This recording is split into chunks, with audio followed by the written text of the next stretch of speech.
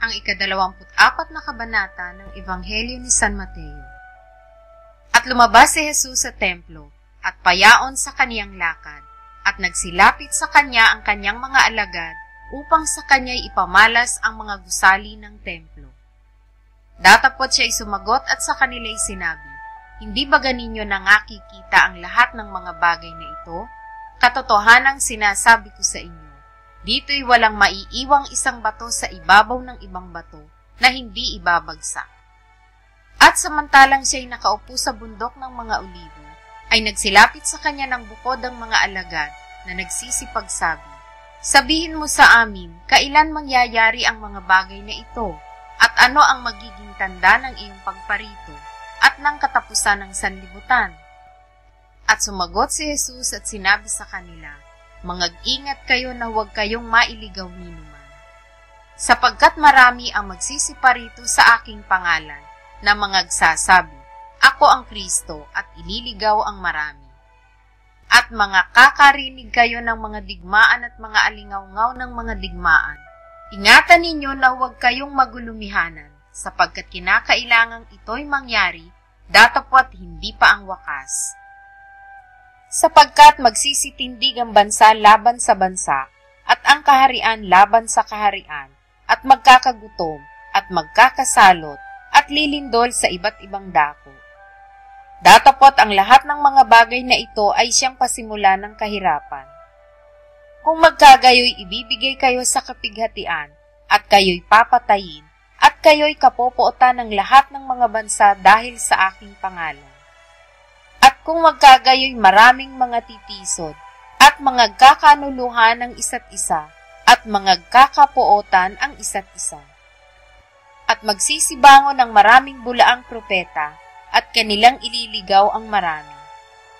At dahil sa pagsagana ng katampalasanan, ang pag-ibig ng marami ay lalamig. Datapwat ang magtitiis hanggang sa wakas ay siyang maliligtas. At ipangangaral ang ebanghelyong ito ng kaharian sa buong sanlibutan, sa pagpapatotoo sa lahat ng mga bansa, at kung magkagayoy darating ang wakas. Kaya nga pagkakita ninyo ng kasuklam-suklam na pagkasira, na sinalita sa pamamagitan ng propeta Daniel, na natatayo sa dakong banal, unawain ang bumabasa. Kung magkagayoy magsitaka sa mga bundok ang nangasa Judea, ang nasa bubungan ay huwag bumaba upang maglabas ng mga bagay sa loob ng kanyang bahay. At ang nasa bukid ay huwag magbalik upang kumuha ng kanyang balabal. Datapwat sa aba ng nangagdadalang tao at nangagpapasuso sa mga araw na yaon. At magsipanalangin kayo na huwag mangyari ang pagtakas ninyo sa panahong taginaw o sa Sabat man. Sapagkat kung magkagayoy magkakaroon ng malaking kapighatian na ang gayoy di pa nangyayari buhat sa pasimula ng sanlibutan hanggang ngayon at ni hindi na mangyayari kailanman. At malibang paikliin ang mga araw na yaon ay walang lamang makaliligtas, datapwat dahil sa mga hirang ay paiikliin ang mga araw na yaon. Kung magkagayon, kung may magsabi sa inyong sino mang tao, narito ang Kristo, o nariyan, huwag ninyong paniwalaan. Sapagkat may magsisilitaw na mga bulaang Kristo, at mga bulaang propeta, at magpapakita ng mga dakilang tanda at mga kababalaghan, ano pat ililigaw, kung maaari, pati ng mga hirang.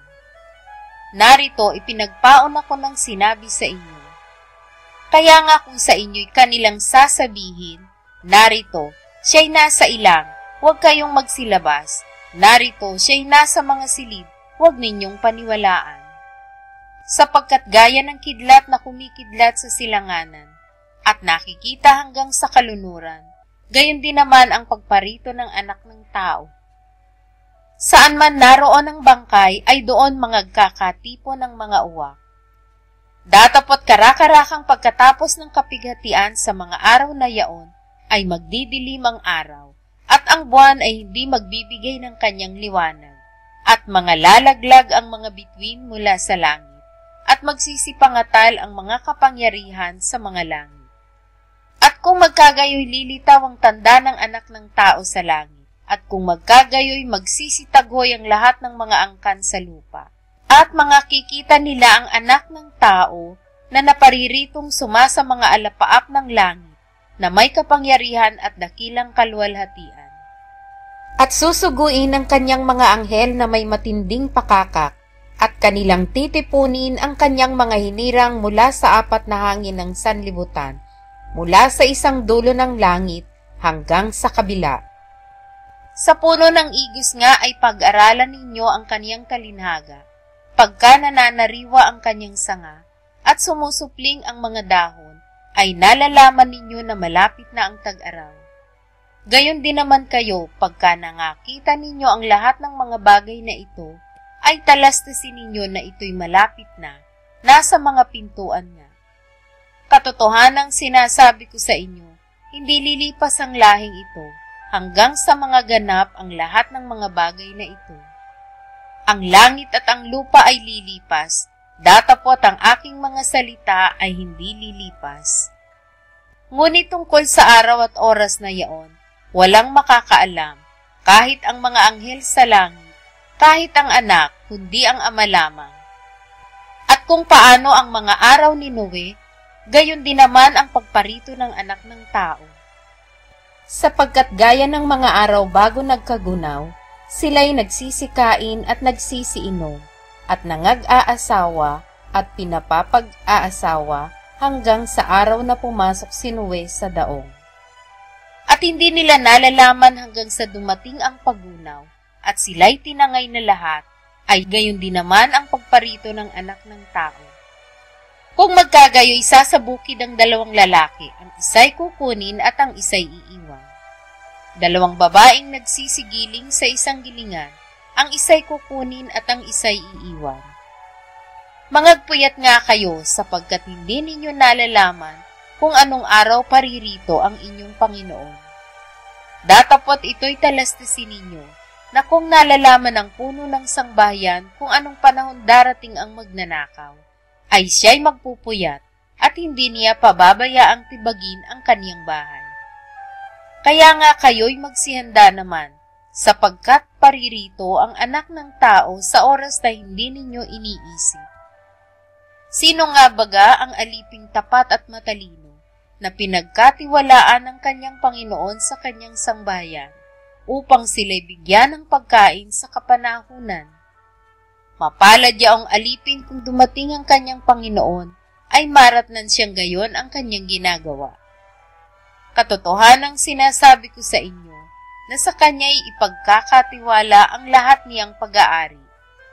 Datapwat kung ang masamang aliping yaon ay magsabi sa kanyang puso, magtatagal ang aking Panginoon, at magsimulang bugbugin ang kanyang mga kapwa alipin, at makipagkainan at makipag-inuman sa mga lasing.